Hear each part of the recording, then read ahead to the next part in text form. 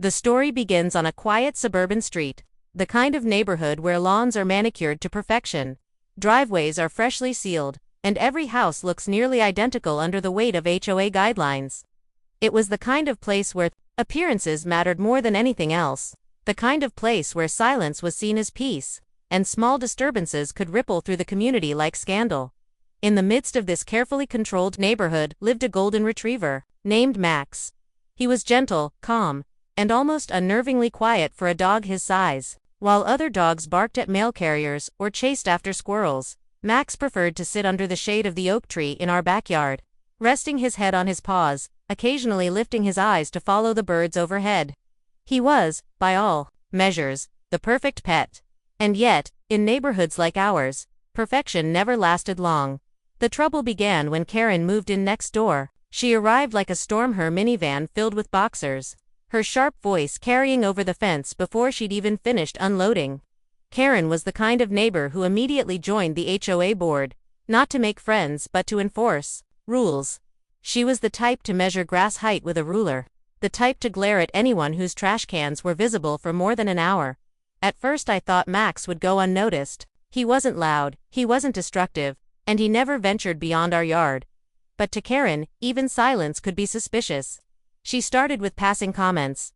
"Is your dog always outside?" she asked one afternoon, peering over the fence, with narrowed eyes. I explained that Max liked the fresh air, that he never barked, and that he was perfectly safe in the yard. She nodded, but her expression told me she wasn't satisfied.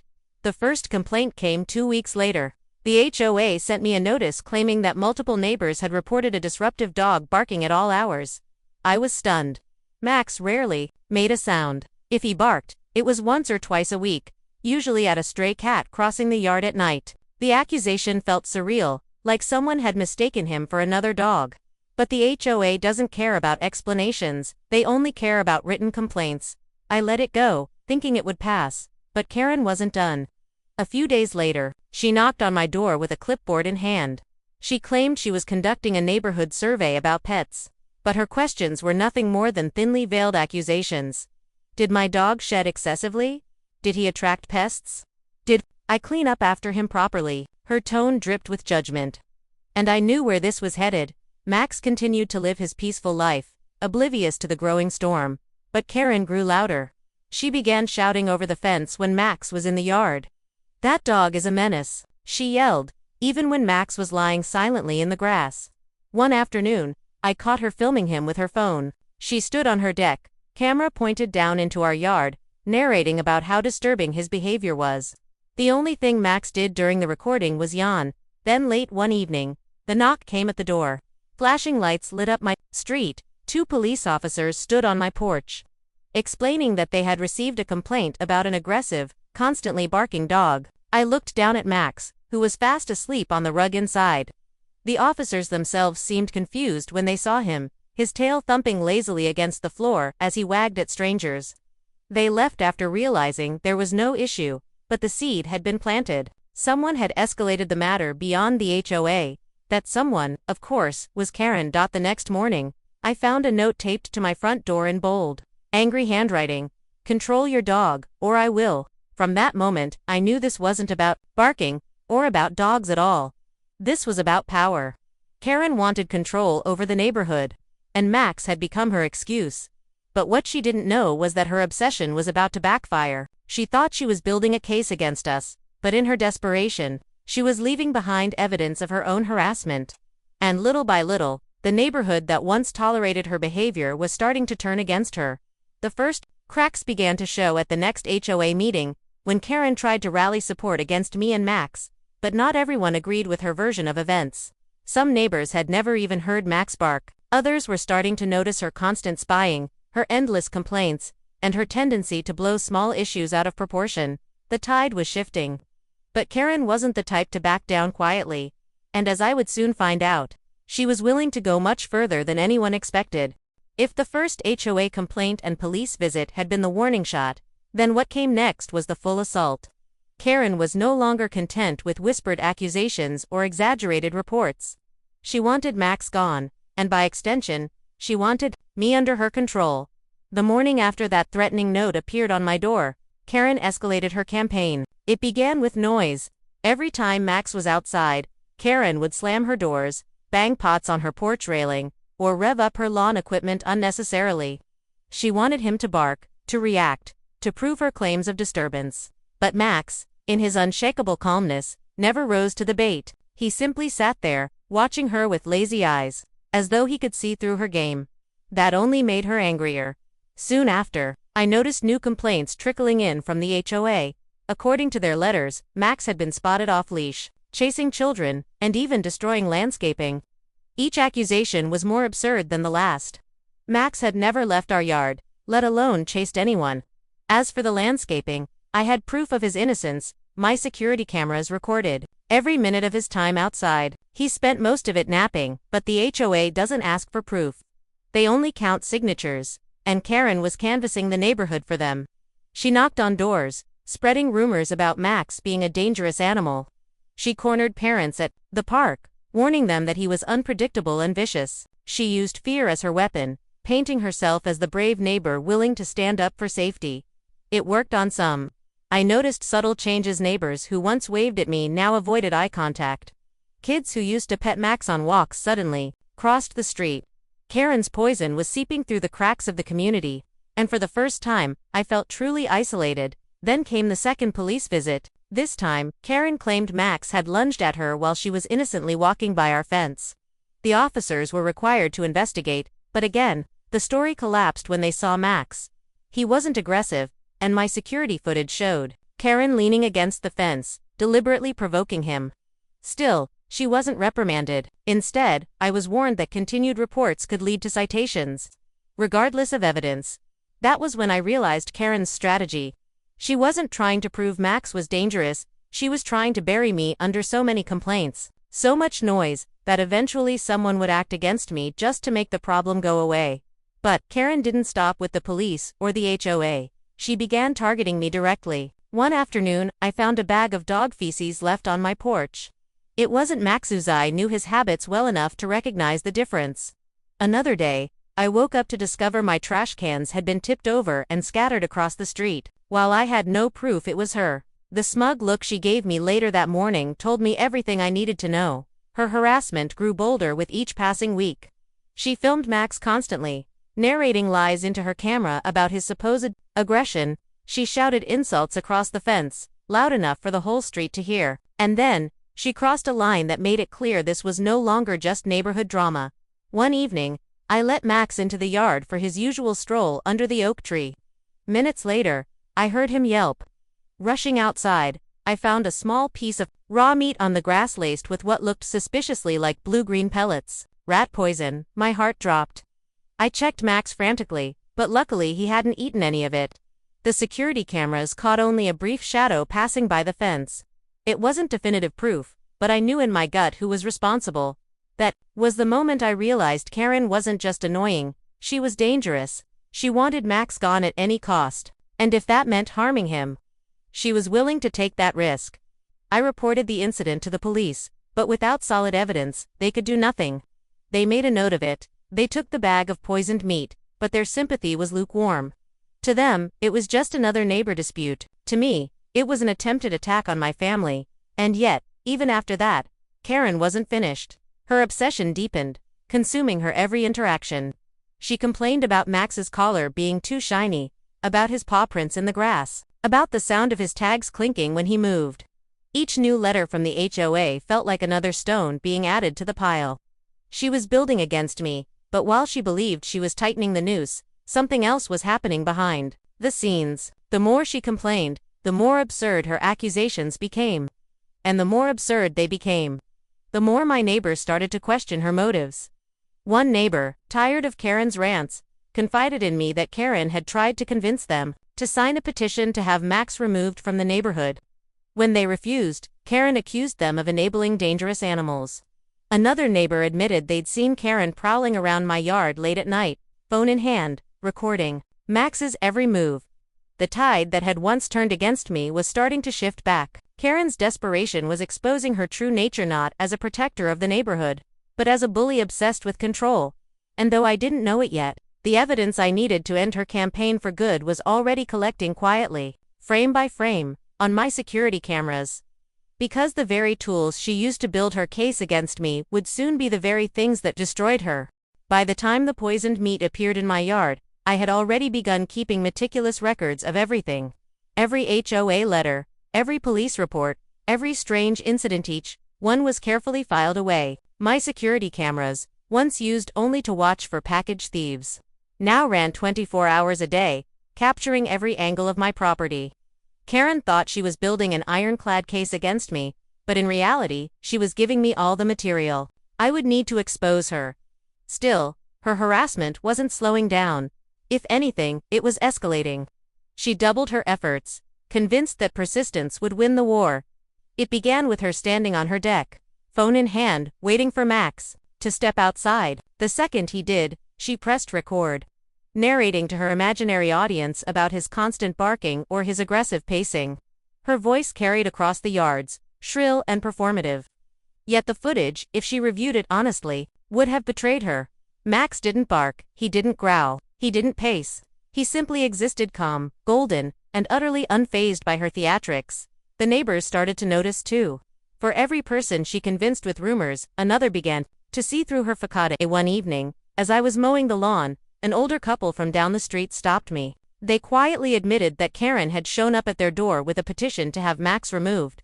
When they refused, she berated them, claiming they didn't care about children's safety. The couple shook their heads and told me, "She's making enemies faster than she's making friends." Still, Karen pressed on.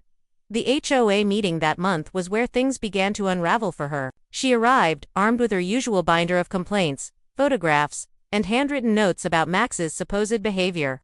She demanded that the board issue fines, force me to rehome him, or escalate the matter to animal control. But this time, instead of nodding along, the board hesitated. One member asked if anyone else had witnessed the constant barking. Silence filled the room. Another asked if anyone had ever felt threatened by Max. Again, silence. Karen's face flushed red as she tried to rally support, but the more she spoke, the more unhinged she sounded.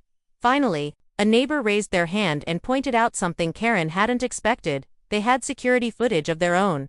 And in it, Max could be seen lying quietly in his yard while Karen stood at the fence, yelling insults at him. Suddenly, the narrative shifted. Karen wasn't the victim anymore, she was the aggressor. She stormed out of the meeting, slamming the door so hard that papers flew off the table, but her retreat didn't stop the damage. Word spread quickly. Neighbors whispered about her behavior, about her obsession with a dog that never caused problems. Her credibility was cracking, and she knew it.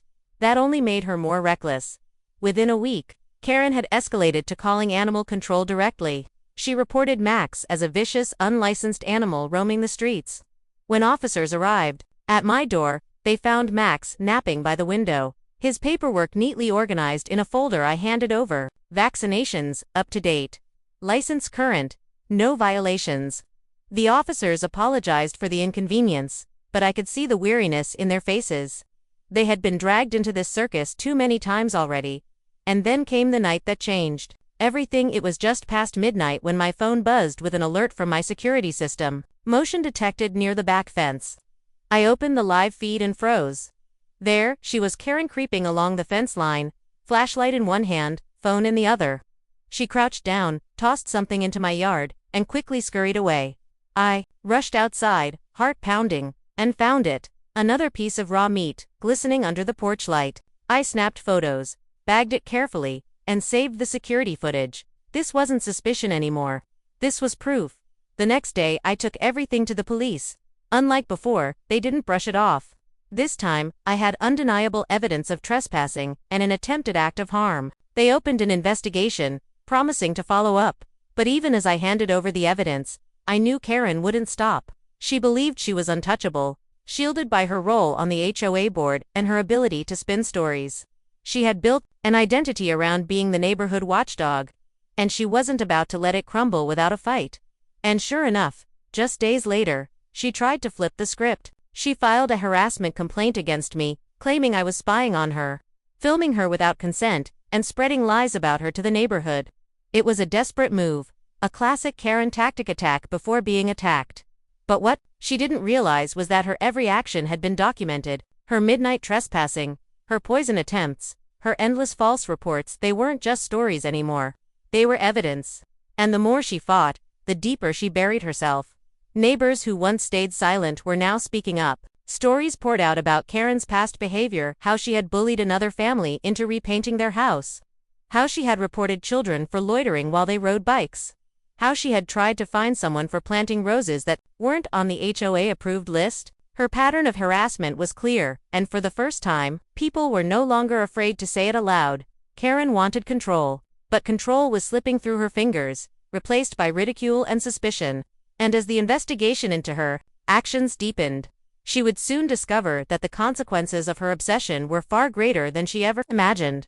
The cops weren't coming for me anymore. They were starting to come for her. By the time the police opened their investigation, the balance of power in the neighborhood had shifted.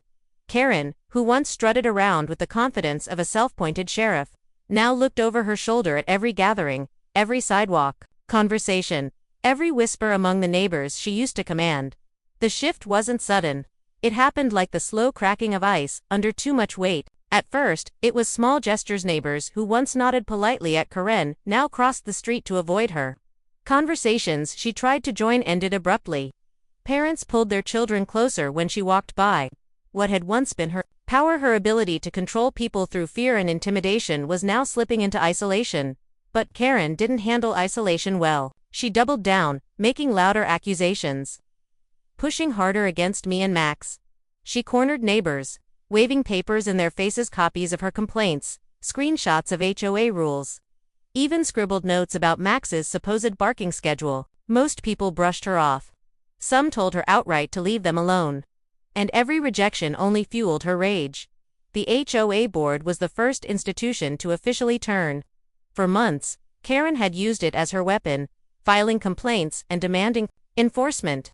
But now, after the evidence I had provided and the growing discontent among residents, the board could no longer ignore the truth. At the next meeting, they addressed the situation directly. The president cleared his throat, his voice firm but tired. He announced that the board had received multiple reports of harassment, not from me, but from residents targeted by Karen. He reminded everyone that the HOA existed to create harmony, not to enable vendettas. And then, for the first time since Karen's crusade began, they issued a warning, not to me, but to her. Karen's face turned crimson. She stammered, tried to protest, claimed she was being silenced, but the board held their ground. If her complaints continued without evidence, she would face consequences, up to and including removal from the board. It was a devastating blow to her ego. Karen had built her identity around being the enforcer, the gatekeeper of the neighborhood's standards. Now stripped of her authority, she was just another homeowner with too much time on her hands. But humiliation didn't humble her, it radicalized her. The very next day, Karen unleashed her most desperate stunt yet. She printed flyers and distributed them door to door, each one accusing me of harboring a dangerous animal. The flyers included grainy photos of Max sleeping, eating, wagging his tail, captioned with words like aggressive and threatening. It was laughable, but it was also invasive.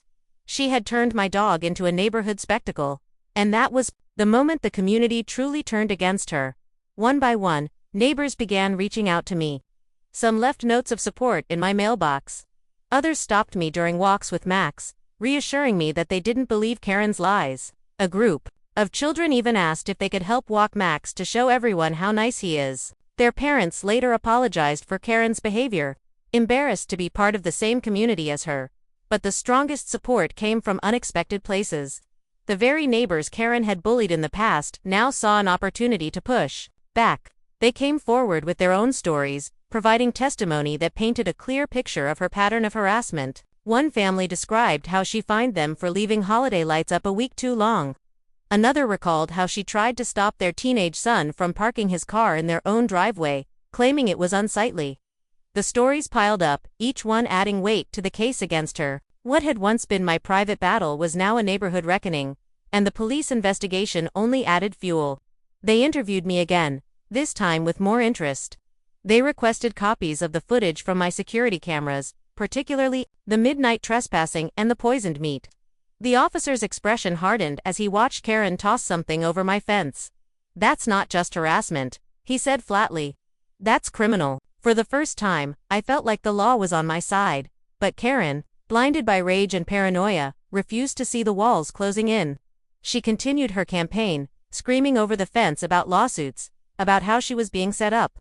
She patrolled the neighborhood like a disgraced queen, clutching her phone, searching for new angles to spin her story. Yet everywhere she turned, she was met with silence, disapproval, or outright defiance.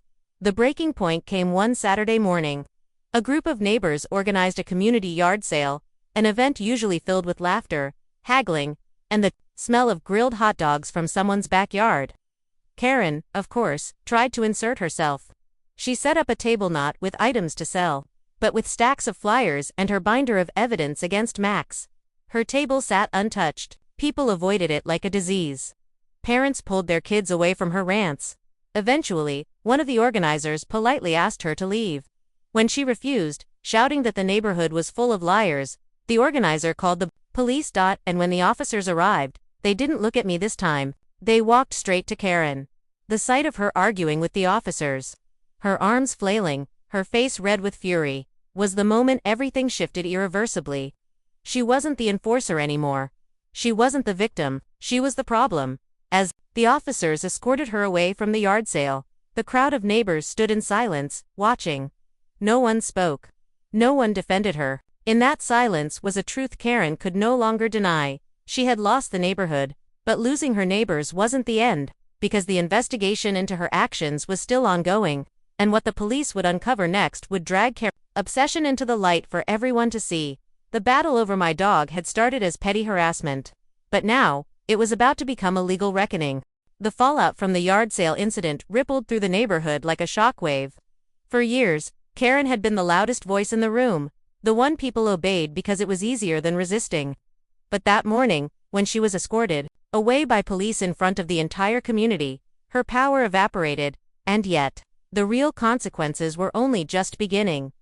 The police investigation, which had lingered quietly in the background, now moved to the forefront. The footage I provided became the cornerstone of their case. Clear, time-stamped video of Karen creeping along my fence in the middle of the night, flashlight in hand, tossing suspicious items into my yard. The poisoned meat she left behind was tested, and the results confirmed what I already feared: it contained a lethal dose of rat poison. That detail changed everything. What had once been brushed off as neighbor drama was now treated as a criminal act. It wasn't just harassment anymore. It was attempted animal cruelty, trespassing, and reckless endangerment. Officers began canvassing the neighborhood, interviewing witnesses. Many were eager to speak. They told stories of Karen's midnight prowls, her constant harassment, and her escalating behavior. One neighbor revealed they had seen her purchasing large quantities of pest control chemicals. Another admitted they'd caught her near their yard too, though they hadn't reported it out of fear of retaliation. Piece by piece, the puzzle came together. Karen wasn't a misunderstood neighbor or a concerned citizen. She was a pattern of cruelty and control, finally exposed under the weight of her own actions. The HOA, eager to distance itself from her, convened a special meeting. This time, the agenda wasn't about me or Max, it was about Karen. The board announced that she was officially stripped of her position, banned from filing further complaints without evidence, and subject to fines for her repeated abuse of the system. It was the ultimate humiliation for someone who had thrived on authority. Karen stormed out of the meeting, as she always did when things didn't go her way, but this time there was no one left to follow her. The whispers weren't about Max anymore. They were about her. But the true reckoning came when the police returned, not to my door but to hers. It was a quiet Wednesday morning when the cruisers pulled up. Officers knocked firmly, then entered with a warrant. The neighborhood watched from behind curtains and across lawns as Karen was led out. Not in handcuffs yet, but flanked closely by officers. Her face was pale, her hands trembling as she tried to explain herself. The search of her home revealed more than anyone expected. Containers of rat poison. Bags of raw meat stored in the freezer, some already prepared in small portions. A notebook filled with scribbles, dates, times, and obsessive notes about Max's behavior.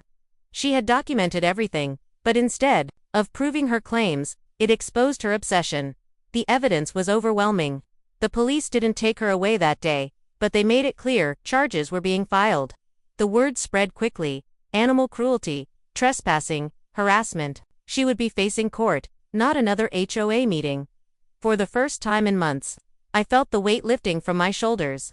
Max, blissfully unaware, wagged his tail as if sensing the tension had broken. The neighbors, once divided, now rallied around us. People who had avoided me during Karen's campaign now stopped to chat, apologizing for their silence, offering support. Children once again ran up to pet Max during walks. The isolation was gone. But for Karen, the isolation was just beginning. She became a ghost in her own neighborhood. Her curtains stayed drawn.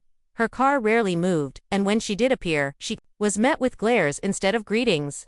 Parents warned their children to stay away from her yard. Neighbors who once tolerated her now spoke openly about their relief that she had finally been exposed. Yet, Karen wasn't finished. Even with charges looming, she tried one last desperate act of defiance. She filed a civil suit against me, claiming defamation, harassment, and invasion of privacy. She argued that my cameras had violated her rights, that my complaints had ruined her reputation, that I had orchestrated a conspiracy against her.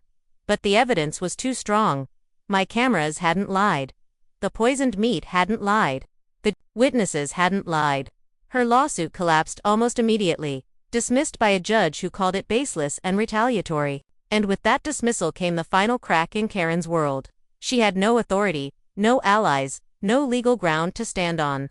The police case against her moved forward, and the HOA, once her shield, now turned into her judge. They fined her heavily for her misconduct, threatened liens on her property if she didn't comply, and made it clear she was no longer welcome at board meetings. The same community she once ruled now rejected her completely. For me, the victory was bittersweet. I had fought a battle I never asked for, against an enemy who should have been nothing more than a neighbor. Max had been at the center of it all, a dog who never barked, never fought, never caused trouble. He was the quiet victim of one woman's obsession, and yet he remained the calm, golden heart of my home through it all. But, as the court date for Karen's charges approached, I realized the story wasn't quite over. The neighborhood had seen her escorted away. The police had uncovered her schemes. But the final act, the moment of true accountability, was still to come. And when that day arrived, Karen would no longer be able to spin stories, pass blame, or play the victim. She would have to face the truth in front of a judge. The same cops who once knocked on my door would soon be testifying against her, and in that courtroom, Karen's reign of control would finally end. The morning of Karen's court date arrived like the last chapter of a long and exhausting novel. For months, she had harassed, threatened, and schemed against me and my dog, Max. For months, I had been forced to defend myself against lies, endure police visits, and watch my quiet companion nearly become the victim of something unthinkable. And now, finally, it had all led to this. A courtroom, a judge, and the truth laid bare. The courthouse was small, tucked away in the center of the county. Neighbors filed in quietly, not because they had to, but because they wanted to see the conclusion of a story that had consumed the community. Some came as witnesses, others simply to watch justice unfold. The woman who had once dominated block meetings was now reduced to a defendant. Karen entered the courtroom with her head high, still trying to project the authority she no longer had. Her outfit was polished, her binder clutched tightly in her hands, as though a stack of papers could shield her from reality. But her eyes darted nervously across the room, scanning faces she once commanded. Faces that now looked at her with disdain. The prosecution laid out the case with precision. They began with the security footage, clear images of Karen trespassing into my yard at night, flashlight in hand, throwing poisoned meat. The courtroom watched silently as the video played, the glow of the screen reflecting on Karen's pale face. Her attempt at defense, claiming she was checking for pests, collapsed under the weight of the evidence. Then came the testimony. One by one, neighbors took the stand.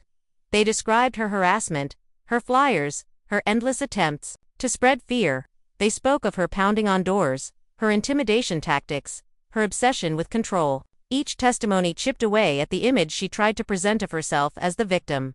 When my turn came, I told the story from the beginning. How Max, my quiet golden retriever, had never once caused a problem. How the first HOA complaint blindsided me. How Karen's campaign escalated into false police reports, poison in my yard, and a neighborhood divided.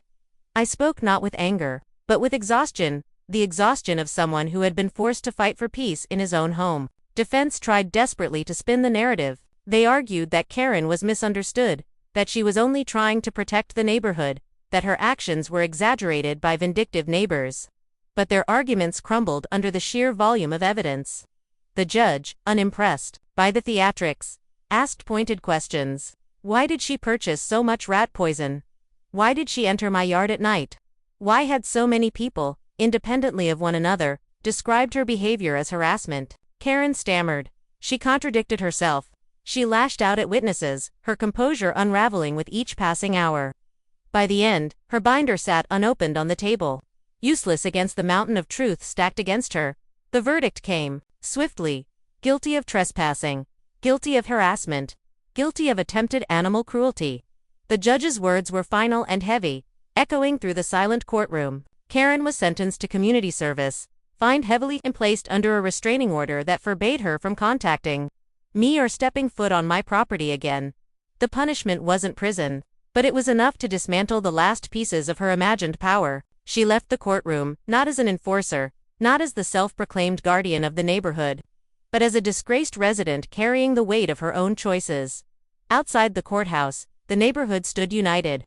People who had once avoided me now offered handshakes, hugs, and apologies. They told me they admired the patience it took not to retaliate, the strength it took to endure. But the real hero, everyone agreed, was Max, who, through it all, had remained the calm, gentle soul he had always been. In the weeks that followed, the neighborhood felt different, peaceful, lighter. Without Karen's constant complaints, the HOA meetings focused on real issues instead of fabricated dramas. Neighbors chatted freely at mailboxes, children played in the streets without fear of being reported. And for the first time in years, the community felt like a community again. Karen, meanwhile, faded into the background. Her once constant presence disappeared. She kept her blinds drawn, her yard neglected, her voice silent. She was no longer a leader, no longer feared, no longer relevant. She had become the ghost of her own downfall. And Max, he thrived, he lounged in the yard without interruption, greeted neighbors on walks, and soaked up the affection of children who once avoided him. His story spread beyond the neighborhood, shared online, whispered among other communities, told as a cautionary tale about obsession and control. Looking back, I realized Karen's campaign had never truly been about Max. He was just the excuse. The real issue was her need for dominance, her inability to live without controlling others. She thought she could twist reality, bend people to her will, and manipulate authority into doing her bidding, but in the end, the truth was louder than her lies. The cops who once knocked on my door didn't knock anymore. The HOA that once sent me letters of warning now sent me letters of apology. And the neighbor who once tried to destroy my peace of mind was nothing more than a bitter memory. The battle was over. And Karen, she regretted everything.